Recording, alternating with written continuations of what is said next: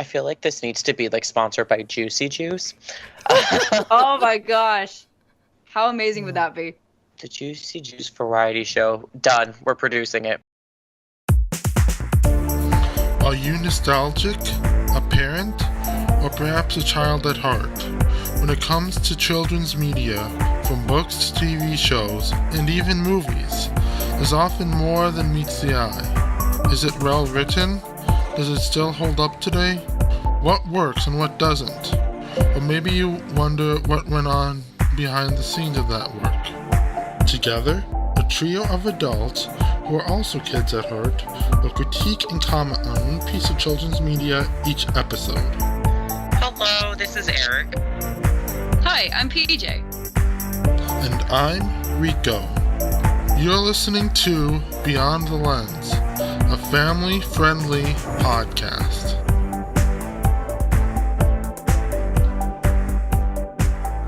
Okay, welcome to the first edition of Beyond the Lens. This, I guess you could consider our pilot of sorts, because this is going to be very rough, as this is the first show, but we'll give it a shot anyway. For the first few shows, we'll have our favorite different TV shows that we had as a kid, and mine, which is today's topic, is Zoom. I guess, how familiar are you guys with the show? I mean, I used to watch, I believe it was on PBS. Yeah, I used to watch PBS. Correct, yes. Yeah. I used to watch PBS all the time as a kid, and I would occasionally see like advertisements for it, but I would never actually watch it, and I'm not really sure why, but it always seemed entertaining to me. Mm-hmm. I just never actually gave it a try. I think it's the same with me, as I saw it kind of in passing, but it was never something that I immediately... I think my focus really was on like one of three shows at a time in my life. And then once like one of those three shows ended or something happened, I move on to another show. And like three was my max cap. So apparently that just did not make it into my 3-show run. But, Yeah. you know, going back and watching a clip of the show today, just to kind of refresh my memory, I do recognize the theme song. I was talking to a couple of my roommates about it, and they started singing it, and I was like, oh, okay, so this is a thing that other people definitely know about. Yeah. I just wasn't as familiar with it. Yeah, that theme song is so catchy. I think most people actually know it, even if they haven't seen the show. Yeah. Yep. And one thing that you guys might not know is that the very first version of Zoom actually aired all the way back in the 1970s. Yeah, I saw that. I did a little research, and I thought that was pretty cool that they kind of did a reboot, I guess. Yeah. I mean, a lot of these, like, I guess I'd consider it somewhat of a variety show. Mm-hmm. I'm not really sure what I would, because of the various segments in it. Yeah. Right. But it's nice to see that those types of shows can continue to be revitalized and refreshed every so often. I mean, you see it with stuff like game shows all the time. If the concept stands and it works, there's ways to modernize it and refresh it for a new audience. So what kind of things were on the show? Because I know it was filled with various segments. It looked like there was some science stuff involved, because it was sponsored by like the National... What was it? The National Science Foundation? Yeah. Yeah, I believe so. Yeah, and I thought it was really cool that they did a segment for like fan mail and everything. I thought that little segment itself was kind of appreciative of the people who, you know, make the show possible. Some of the various segments that come to mind when I think of Zoom is the games, the crafts, the recipes, the science experiments, and they even had plays. Which one was your favorite, Rico? Of the segments? Yeah. That's tough. I'd say it would either have to be the science experiment or the plays. Because I like storytelling and I'm very creative. Then at the same time, I also like science. And, well, I can't exactly credit the show for my love of science. It definitely played a part in it. That's really cool. I think it's interesting that there were several books released based on this series, with Zoom Do's You Can Do, kind of referencing the different activities that they did on the show and showing that these are the activities that you can do at home with you and your family and friends. That's something that we really don't see too much of in children's television nowadays. That was kind of the ending cups, because the show ended in like the early 2000s, and you don't really see many more television shows that have that cross marketing of interactivity. You have TV shows that have, books that they're based on, or they adapt one of the television stories to a book, or you have merchandising like toys based on the series, but you don't really have much like Mr. Rogers or anything with Sherry Lewis and Lamb Chop. They have very interactive materials to be able to bring families together, and that just really isn't a thing anymore. So I find it interesting that this was like that ending cusp of that fad. Yeah, and I was going to say there just isn't really a show that's like Zoom anymore. Like, it just cuts between segments and it flows really nicely. I think that's something we're missing in children's media nowadays. I completely agree. I think the closest we've gotten to anything like this show is something like, and as far as children's television goes, is like The Amanda Show, or I was going to say The Amanda Show, like yeah. Yeah. Oh my gosh, I love The Amanda Show. But even with those were more for an entertainment and comedic standpoint versus this, which, yes, there was some comedic and entertainment value to it, but there was also a lot of educational and interactive segments to it to be able to balance that out. Yeah. I think it's very important for a children's television show to have that some sort of level of education, in order to teach the kids why the things that they're doing is fun, but also like what the process is behind it.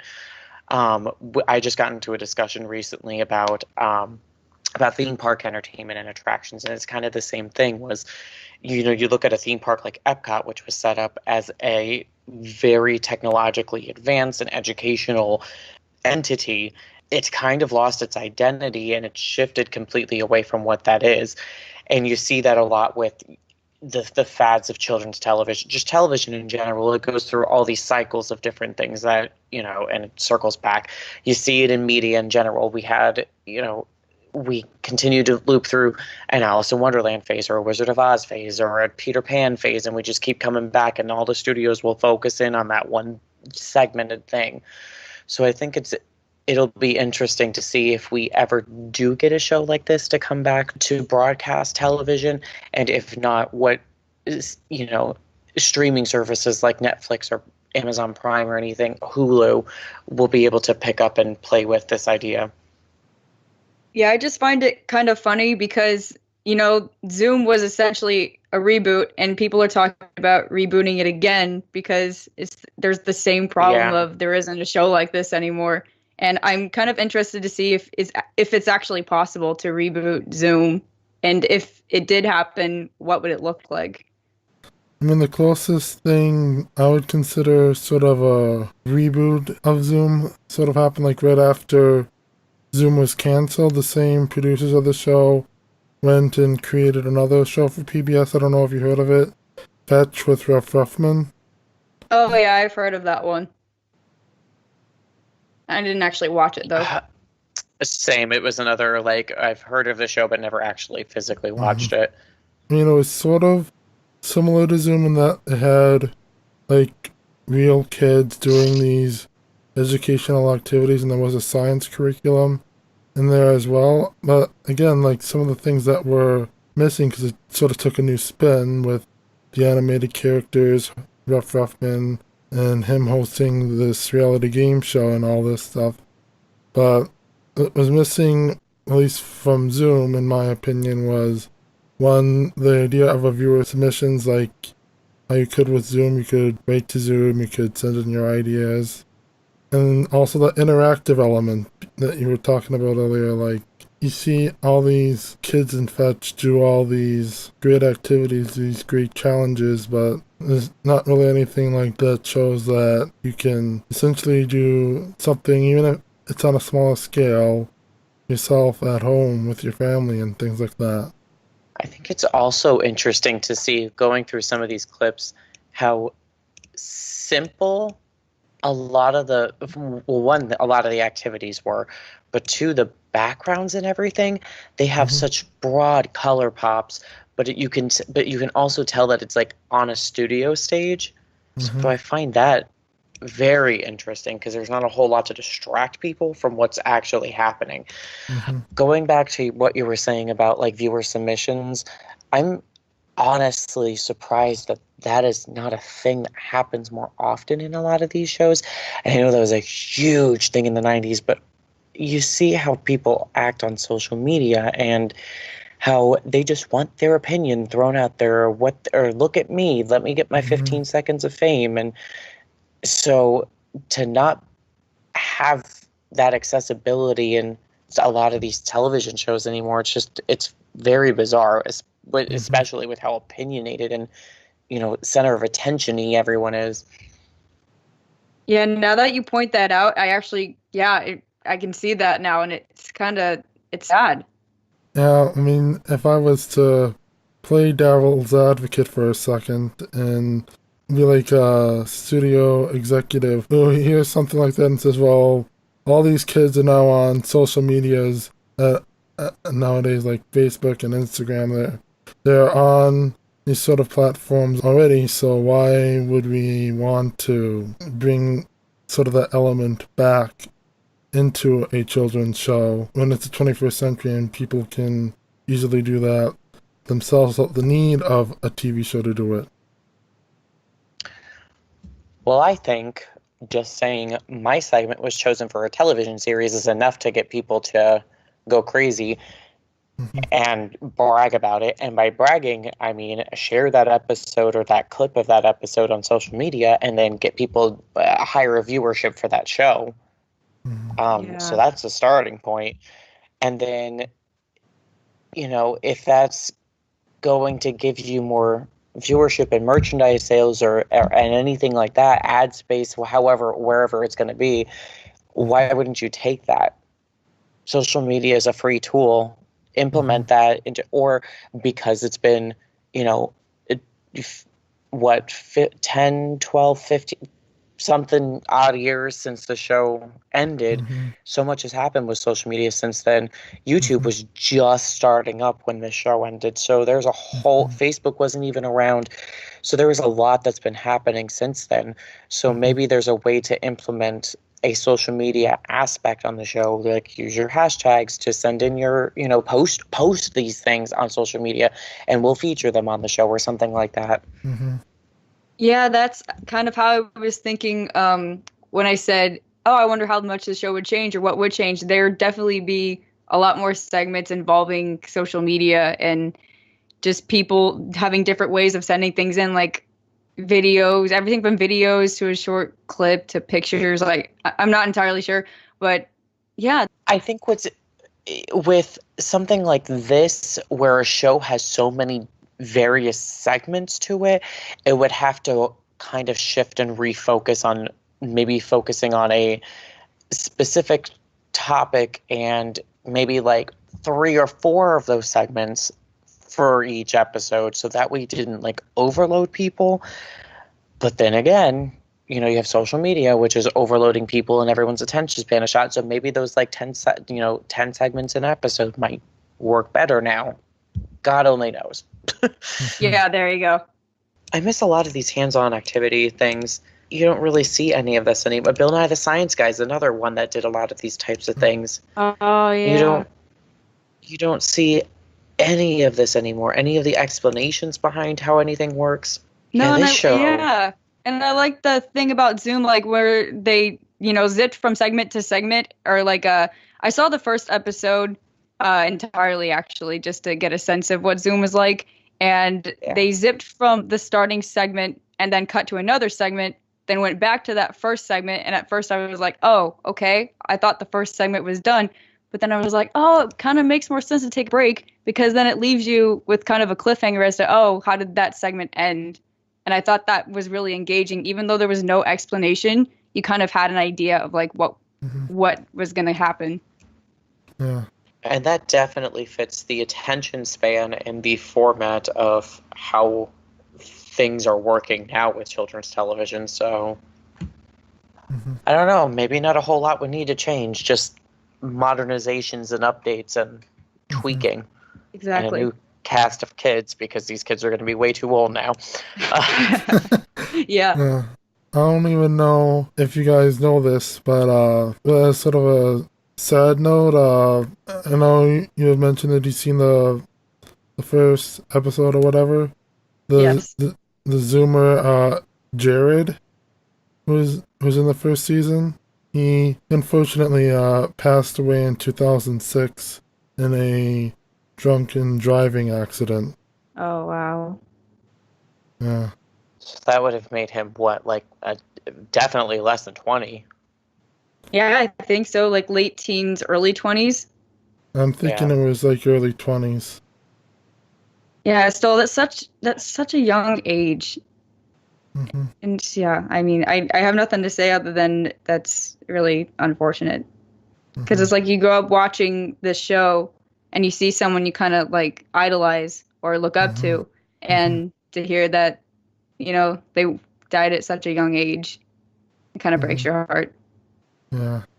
And another thing that you mentioned, like getting new kids, like if you were to modernize it, I know like from season to season, they got new kids. They usually had like, they didn't, I don't think they did this in the 70s, but I think they just did this to help ease the transition with this generation, is they kept some kids from the past season, and then they brought in new kids, and then as they grew older, so it just kept changing. So they kind of transitioned like Barney did. I think I'm not entirely familiar with how the kids on Barney work, because I mean, I watched that as a kid, but I didn't pay that much attention to the kids. Ironically, I paid way too much attention to that show.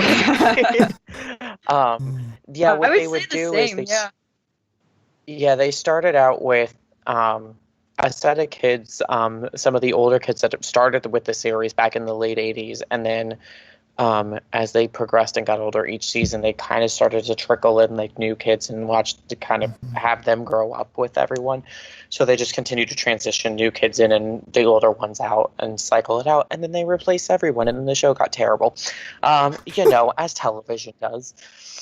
Yeah, so I feel like yeah. this show, I think, I mean, it ran for 7 seasons, so it definitely got its run out of television.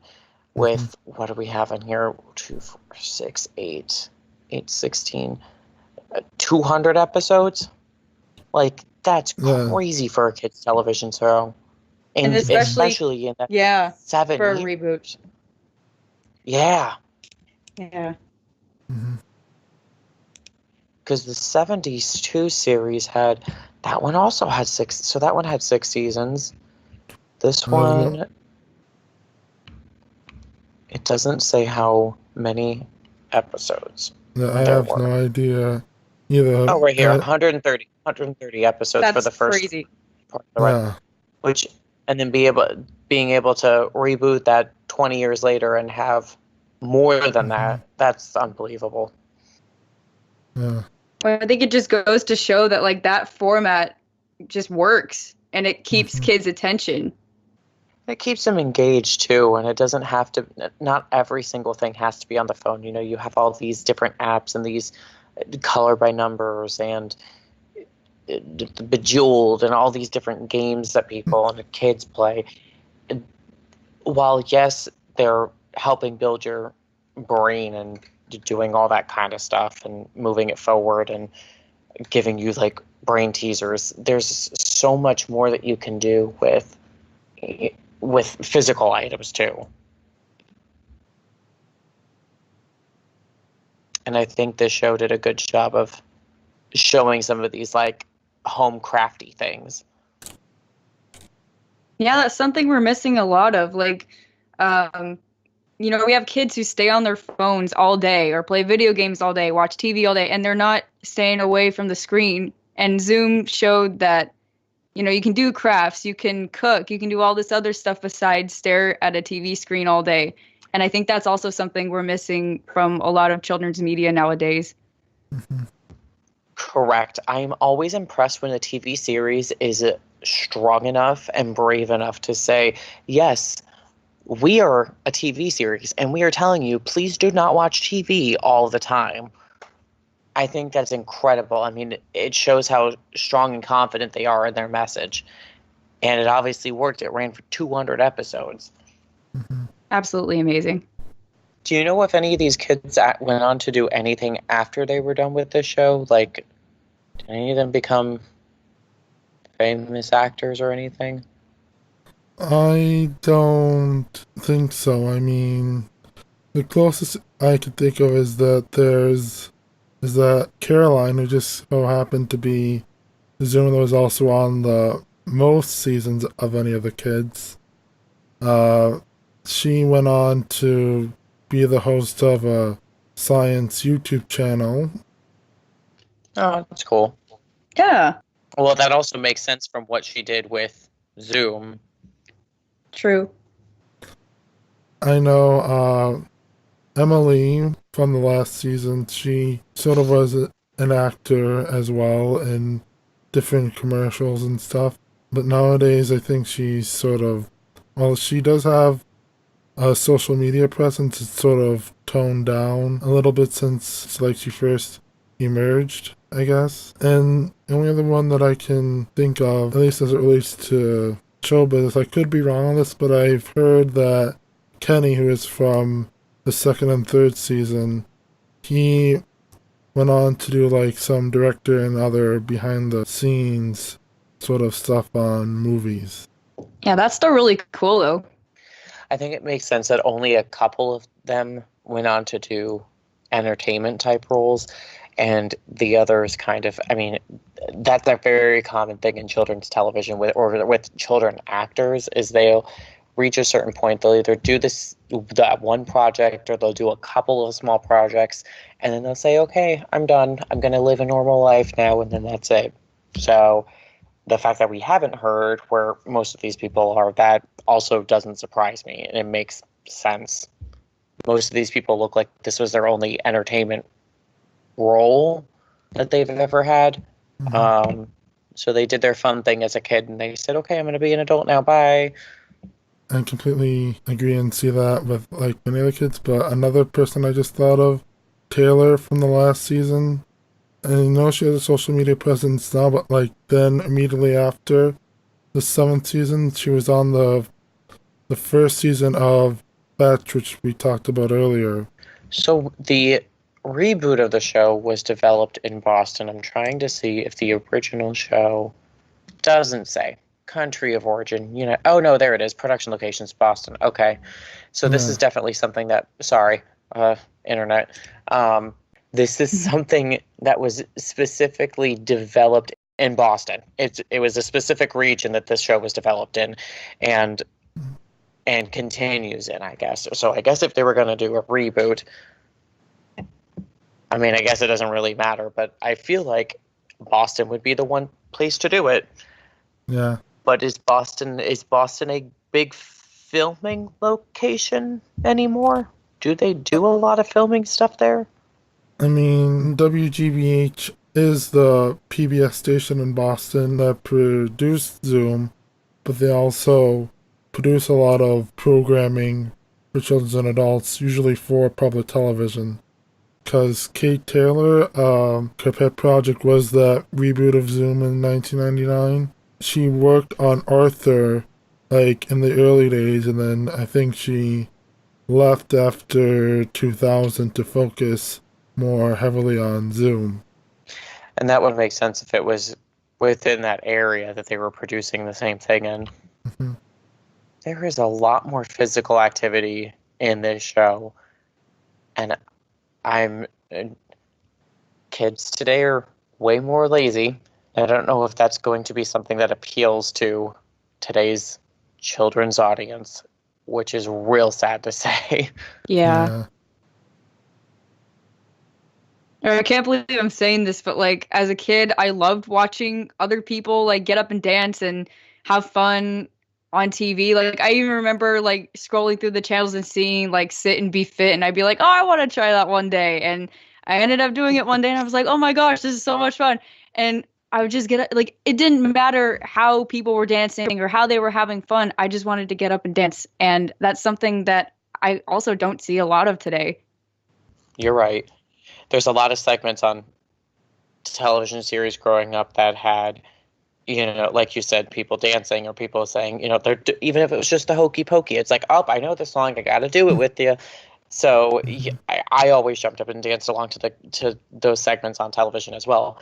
Now, to show how television can influence people, I want to touch real quickly on rocket power, because for those that don't know, I am not a very physical person, and I have never had a desire to do anything sports related. I was always terrible. And then rocket power came on, and I said, oh my goodness, I have got to learn how to skateboard. So I went out and bought a skateboard, and I failed miserably. But it gauged my interest enough to make me want to go and buy a skateboard, to do all these physical activities that they were doing on this cartoon that may or may not actually be things that you can do in real life. I am not a sports person, so I'm not really sure. Maybe they're cartoon sports. But television has a huge impact on that. And I'm not sure if it's going to be, if they brought a show like this back, if it would be too jarring to kids now, because there was no like transition back into something like that. Yeah, because it's so absent. Yeah, it's so absent. Yeah. I was gonna say it's so absent from TV nowadays. It's like if someone brought it back, what are kids now gonna think? Are they gonna want to do this as well? Are they gonna say, "Oh, well, I've never heard of that. I don't know if I should try it." Like, yeah, I don't know either. It's just interesting to me. I appreciate that the show sticks to education, physical activity, and all of that stuff, because then you get, and talking like normal people versus a lot of these television, especially these animated shows that are all about like the fart jokes and like some of these DreamWorks shows. And I'm just like, can you not just stop? Write a plot that focuses on anything but like gross bodily functions? That'd be great. Yeah, I'm like putting myself in these kids' shoes, and I'm just trying to understand like what it is that's so interesting about those things, and I don't get it. Yeah, what is the appeal about these shows and the material that they're presenting? I don't know. I can't figure it out either. But I will say, from the experience that I've had with doing a lot of library programming, we just did a program over the weekend. We did an adaptation of Frankenstein, like real little aimed adaptation. A teddy bear comes to life. And at the end of all of our library, most of our library programs, we have the kids do some sort of a craft activity. And I tell you right now, these kids get so excited about doing a craft. So maybe there is some interest still, and I think hitting them at that younger age is going to be the best way to get them engaged and involved in doing that kind of stuff. They love taking things home with them from these programs. They love being able to work on them and interact with us in person while we're there. So then, maybe there is hope. Yeah, get them started young. Yeah. Yep. That's the key. I realized that like most of this talk was not actually about this television. Yeah. But more so the concept of what this show was. Yeah, but it leads into the show, which is, something that is kind of related to the show. Oh, absolutely, yeah. I mean, if anything, it's sort of a teaser of like what's to come, like what we can cover as we talk about more of children's media and these TV shows and things like that. Yeah, very true. Like, this is a test episode. It's not supposed to be perfect, but at least we're trying to stay on topic. Oh, absolutely. I'm skimming through some clips of this show while we're talking, and I just stopped on this like ridiculous math problem, and I have no context as to what's going on, but there's like addition and then division and then subtraction and subtraction and subtraction and then number one. And I'm like, I don't understand what this math is and why we're doing it. How are we splitting this? What is this? Why is this here? Hi. But the math is there, and they're teaching each other. I like that there's no adults in the show. That's also something you don't really see anymore. Or if you do see adults in a show, they're really, really stupid. There's this trend on Nickelodeon and Disney Channel that the adults are written to be dumb. And I'm like, I make fun of my parents for being, derpy sometimes. Like, oh, how did you not know this information? But also, they're not brain dead, so I'm not really sure why that's the funny thing that's happening now. But I do like the fact that it's written by kids for kids, and I think that's totally missing once again from children's media nowadays. I love how much drawing there is in this show too. Everything's done digitally. So there's so much tactileness about Zoom. And the overall design is just appealing. Like, even when I flip through, like I said, the channels or just through the commercials and I would see it, I'd be like, I'm so interested in watching that show. I don't know why I never watched it. I kind of regret it. Oh my God. See, now I'm seeing stuff that we played in like recess, like this Foursquare bouncy ball game. I think that's what it was called, Foursquare? Yeah. That. Okay. Everyone wants to play. Oh, man. No, we've got to update this show. Let me tell you why this girl's in overalls, and overalls are making a comeback, and I don't know why, and it makes me so angry. It makes me angry, too. Every time I'm walking through a theme park and I see, like, a child with overalls on, I'm like, please stop. Please go away. Here, let me take you to Walmart or Target, and we're going to get you a T-shirt. Like, and jeans. We're going to get you 2 pairs of clothing. Yeah, please leave those in the 90s. I don't think they need to make a comeback. I remember wearing them as a kid, and I never liked them. No. Now we're in Chinatown. Where are we? What is this? I'm continuing to skim through episodes to see what's going on. Oh, okay. I'm not just randomly shouting things. I figured I was wondering what the context was. Yeah. No, it's great though. This is great. Maybe it was a Zoom guest, or like, because then on one segment they have sometimes they have a video snippet sent in from like someone's life. That might be what this is. Yeah, like I know there was one episode where they had someone send in a video about her life with diabetes. I think it was this kind that she was, when you were born, diabetic, and it was just showing like what it was like to live with diabetes and how that you can still live a normal life. That's cool that they'll talk about serious topics too. I'm noticing that it's very hit or miss, and I think it was very hit or miss back in the 70s, 80s, 90s up until today, is you get some shows that like gently massage that message in without it seeming, today's topic is going to be this. Mr. Rogers really did a great job with that. I think Sherry Lewis did a great job with massaging some of those topics in. But then you see shows today, some of them, like, Arthur does a really good job with it, obviously.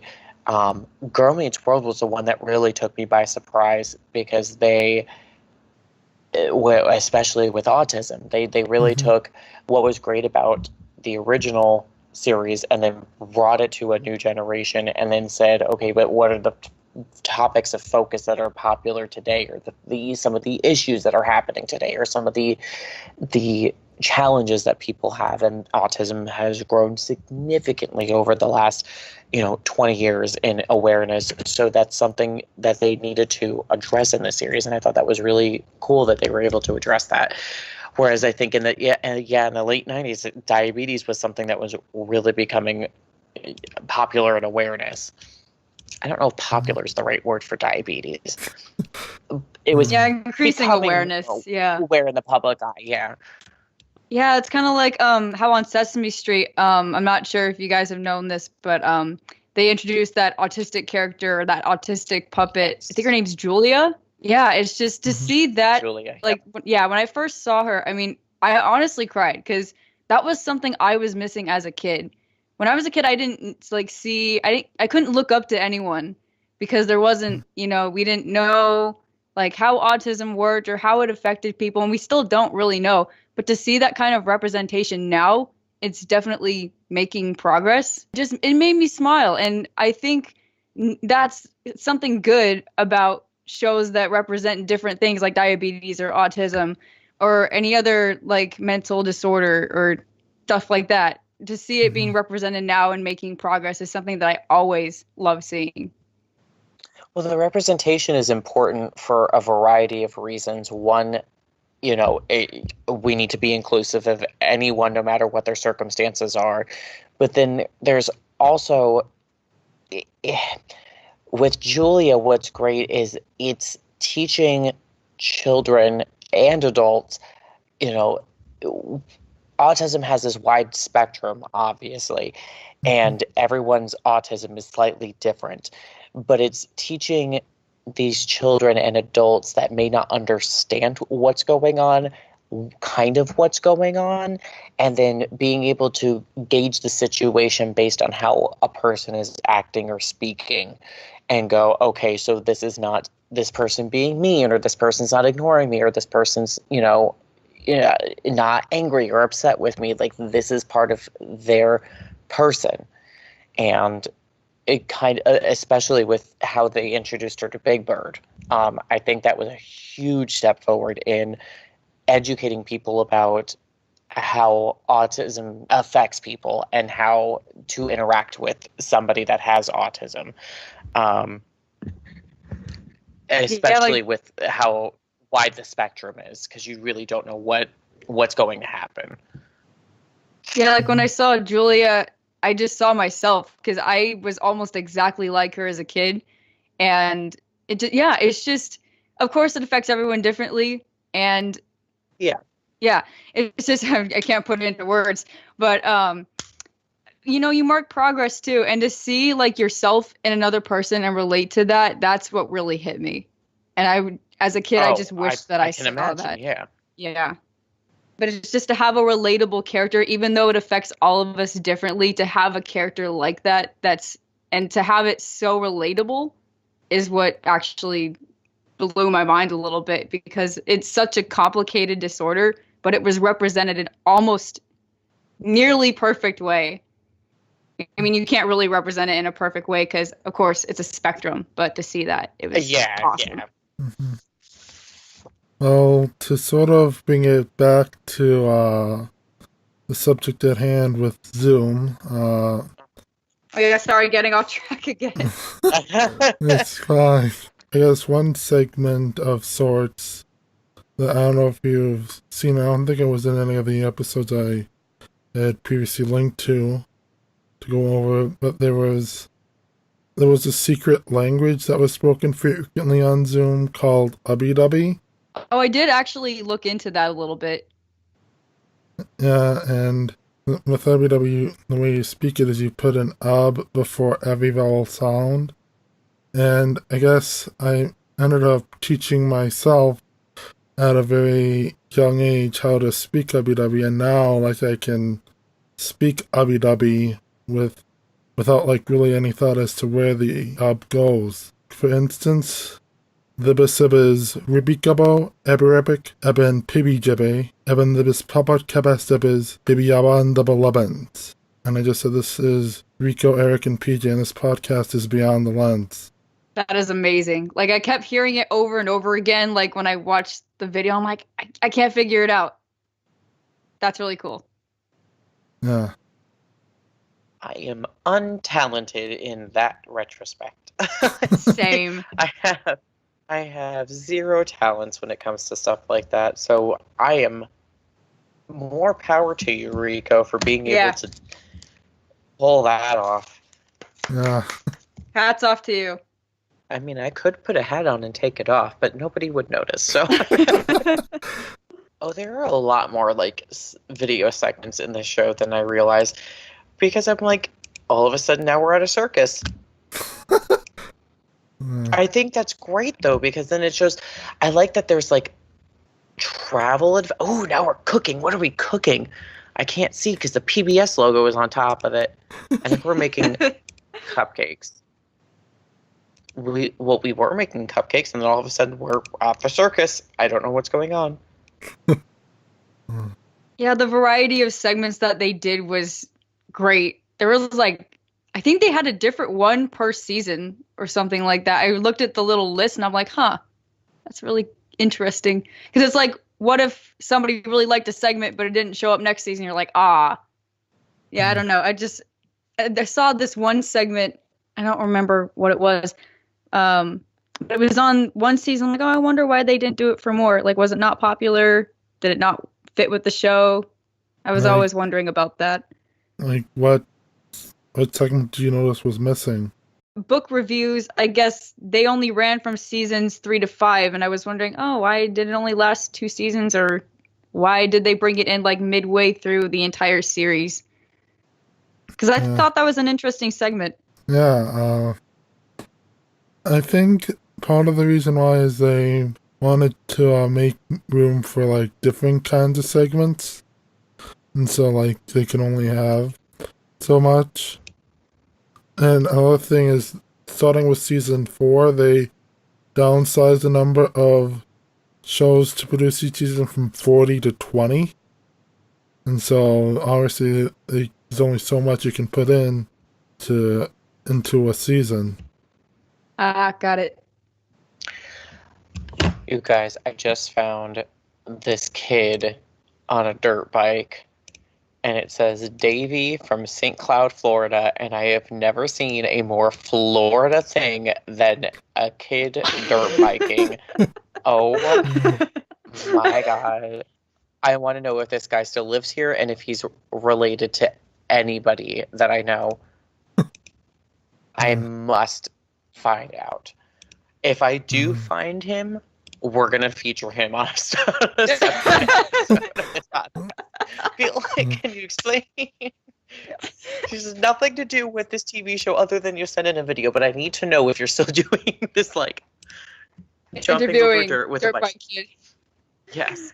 That reminds me, like, a Zoom guest segment that aired in the first season, I believe, actually happened to be a singer who was touring and actually ended up becoming famous later on. Happened to be Aaron Carter. I don't know if you've heard of him. I'm afraid I'm not familiar. Hang on. Say that whole thing again. And there was I know who Aaron Carter is, yes. Yeah, so there was a Zoom guest segment showing what it was like to be like a touring musician and a singer, a pop star of sorts, and happened to be by Aaron Carter. How old was he at that point? He was... I guess he was just starting out. It wouldn't be. I was gonna say, I mean, because I remember the Aaron's Party song came out when I was in 4th grade because we played that CD all the time in class. So that was 2000. So I mean, I guess he was peaking to his popularity. That's interesting that was the person they chose. Personally, I'm more of a Jesse McCartney person if I'm picking blonde pop singer celebrities. Oh, yeah. But, you know. I mean, I could go on about Jesse McCartney because that was like my era sort of thing. I think I was pretty young still, even when Jesse McCartney was a thing. So, yeah. I mean, he's still going. His tour. What I like about Jesse McCartney is that he's popular enough to tour still, but not quite popular enough to charge $3 million for tour tickets. The last time I saw him was about 5 years ago, and his tickets were $30. He's about to go on tour again, and his tickets are $30. you pay more if you want like the VIP experience, but like even still, that's $150, which is like nothing for a concert if you're getting like a meet and greet and backstage passes and all that kind of stuff. Anyways, jumping back to Zoom, were there any other random celebrity guest appearances that happened on that show, or was it just like that was like a really random one? Yeah, I'm kind of curious now. Yeah, I honestly don't know any off the top of my head. IMDb says more shows like Zoom include Zoboomafoo, Zoom from the 70s, Out of the Box, Bear in the Big Blue House, PB&J Otter, and Between the Lions. I see the reason why all 6 of those are on that list. One episode. Who is on here? Connor Flynn, Maya Morales. Yep, Aaron Carter's the only, like, celebrity type person that's appeared on the show. Yeah. According to the IMDb. It's so random. Yeah. Good for you, Aaron Carter. Good for you. Another thing that I thought of as you were talking about earlier, like, none of the kids that were on the show, like, sort of grew up to, like, being, like, famous or stars or anything like that. I know in the 70s version, like, if you made it onto the show, you had to sign a contract saying that you would not appear anywhere else on TV or in movies or anything like that for 3 years after leaving the show. That's weird. Yeah. I mean, the reason why is they didn't want Zoom to be sort of a catapult into like being a child actor or things like that. I mean, I can kind of see their point, but also, if the show is still going and these people become more popular, they go, "Where did you get your first role?" And they say, "Oh, well, I was on Zoom. Go watch that show. It's so much fun." But I guess you can't really know if they're actually going to say that or not, or if they're going to be like, "Yeah, I acted. I did things." You can get the entire 70s series on DVD. I'm not sure who asked for that, but there it is. I'm not sure if it's the entire 70s series. I think it's a 2-disc set. One was just a transfer of a VHS tape that was released in the 90s sort of to promote the upcoming reboot of the show, but it had like all the clips from the 70s, and then at the end they tagged on, "Hey, Zoom's coming back. Here's some of the segments we've produced so far." And then on the second disc it just had 4 hand-picked episodes from the 70s. From different seasons. That makes more sense. All right. Any final thoughts that you have on Zoom? I mean, I don't know if we'll ever be rebooted again, but if it does happen, I'd be all for it. I mean, it was definitely a show that I think if I watched, I would definitely miss. I actually kind of do miss it, even though I didn't really watch it. I feel like it should make a comeback. Yeah. I am interested to see if somebody, probably me, because I'll get bored at some point and be like, "Oh, I wonder what I can look from this," can adapt some of the segments into even if it's not a Zoom reboot, but take some of those segments and bring them into a new television series. And it doesn't matter what it is. Go ahead. So essentially it would be something like create a version of Shining Time Station, except instead of Thomas stories, it's the Zoom segments. That could work. Yeah, that would be something interesting. I think that was just so much of what PBS was back in the 90s, was a lot of these little segments that were put together, I think, with an overarching storyline or plot line. I think that would work really, really well. I mean, it works with Puzzle Place, it works with Between the Lions, it works with Mr. Rogers had segments like this, so it's definitely a format that's been proven to work. I'm just hoping that it would work in this time period. Mm-hmm. Yeah.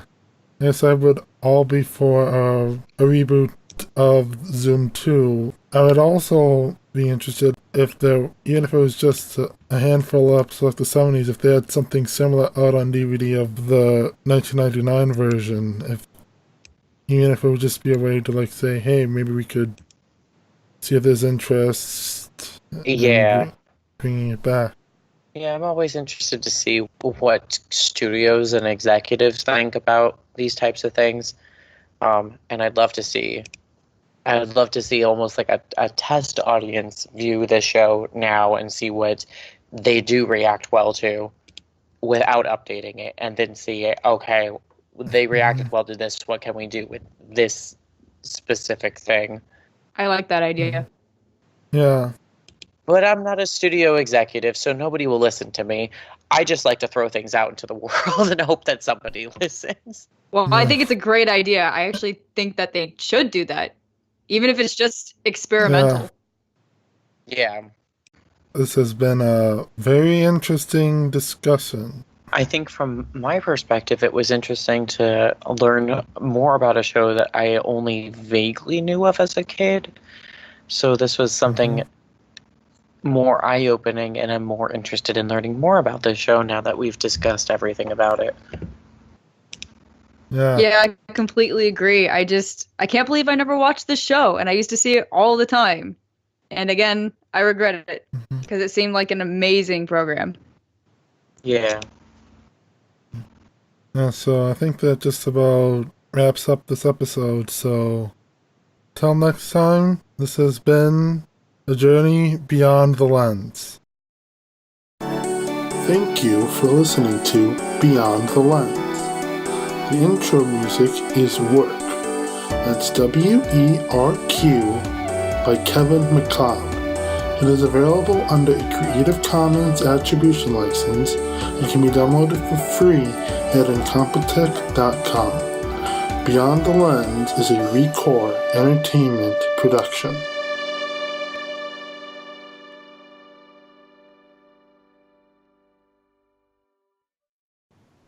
Now I've got Arthur popping up. Like, no, I didn't ask for you, Arthur. Go back to your aardvark family.